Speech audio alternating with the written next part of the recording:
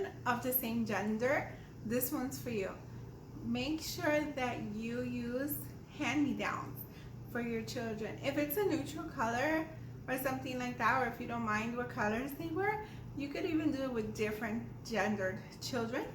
But it's so good to be able to save some of the stuff, particularly if they're close in age.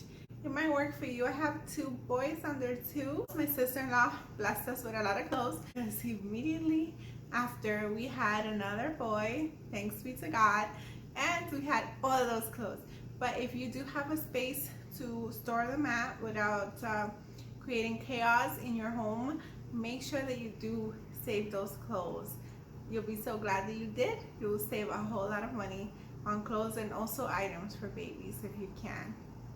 If you don't have children, or if you wish for more clothes, different clothes for yourself, say you have a capsule wardrobe like I do or something like this, please make sure that you're using websites such as swap.com, thredUP, or even with friends. You can swap clothes if you're of similar sizes, or even the just accessories.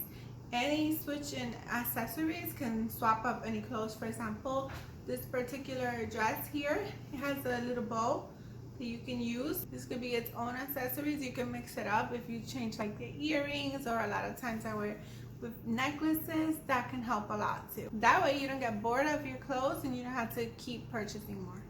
Another tip for saving money as a homemaker is to thrift everything that you can, from furniture to clothes to shoes. Whatever you can thrift it. Things for your kitchen appliances, you can just clean them very well and they'll be good as new. This table sitting behind me is actually a real wood table that we got from the Goodwill for $10.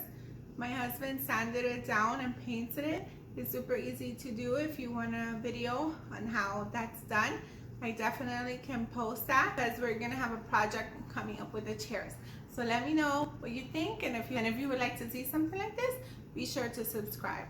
A table like this can easily run over $400 or $500 easily, especially of this size.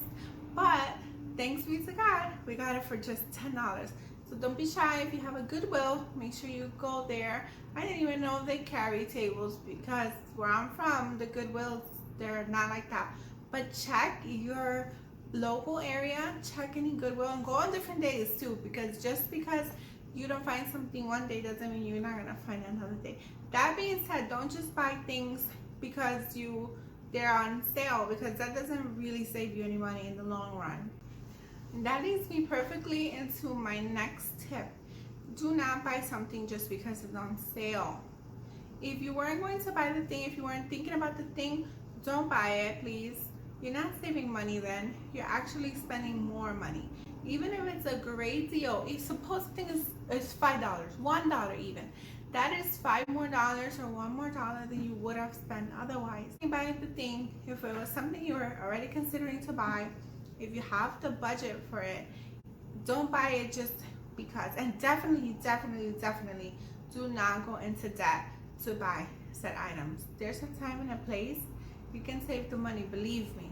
You don't want to go into debt. You don't want to put your family into debt just for an item. No item is worth more than financial freedom feels like. Another thing is that if you did have your eye on something and you did have the money for it, you're able to use browser extensions such as honey.com to show you what is the best deal you can get on said items.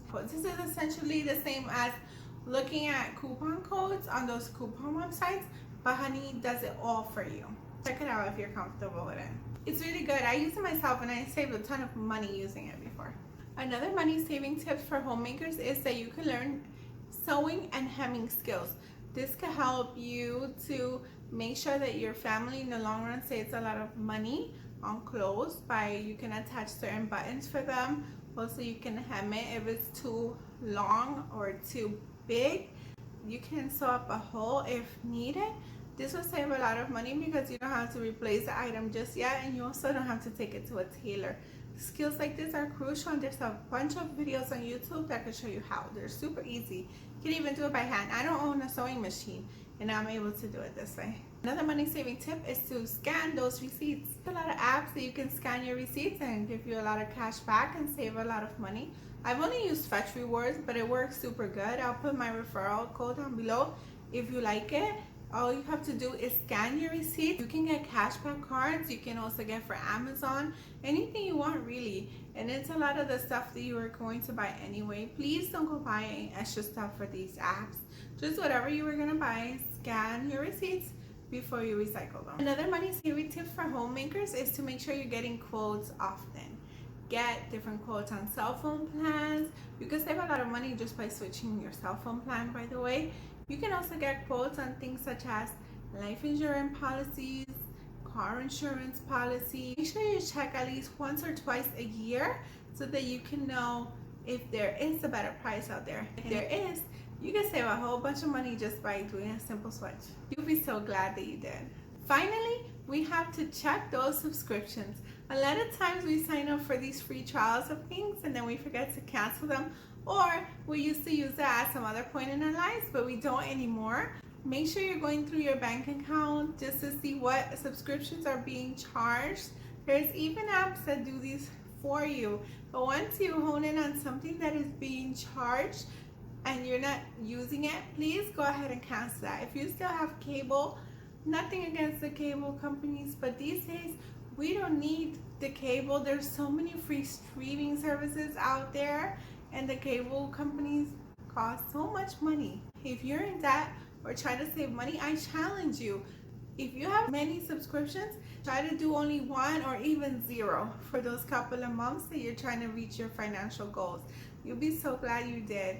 You can always get them again later. Even the cable, if you really miss it that badly, try it for a little bit. Challenge yourself.